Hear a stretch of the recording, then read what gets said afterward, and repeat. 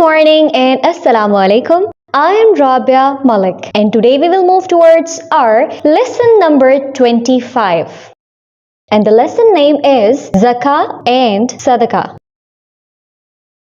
The Arabic word for charity is sadaqah. Giving charity, sadaqah, is a very important part of being a Muslim.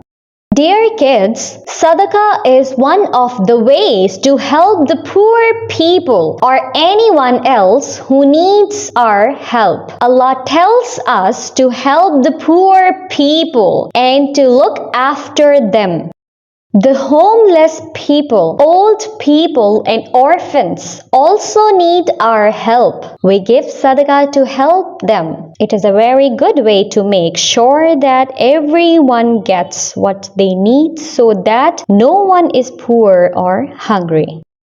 Dear kids, Sadaqah is not just about giving money to the poor people. It is about sharing and helping other people. We can even give charity by sharing our toys, clothes, and sweets. Sadaqah makes us think about the other people and be generous to them. A good person who gives a lot of charity is not greedy. The person who gives charity is a kind and caring person.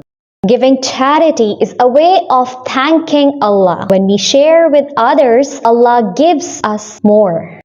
Dear kids, we should do acts of charity every day by being kind and helpful to other people. Acts of charity can be smiling at someone, helping them with something, or saying something kind to someone.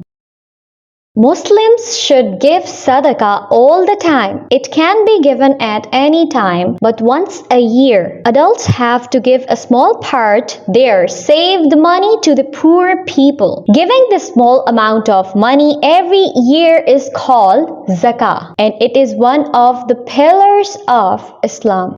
My dear kids, Prophet Muhammad sallallahu alaihi wasallam said, "The upper hand is better than the lower hand."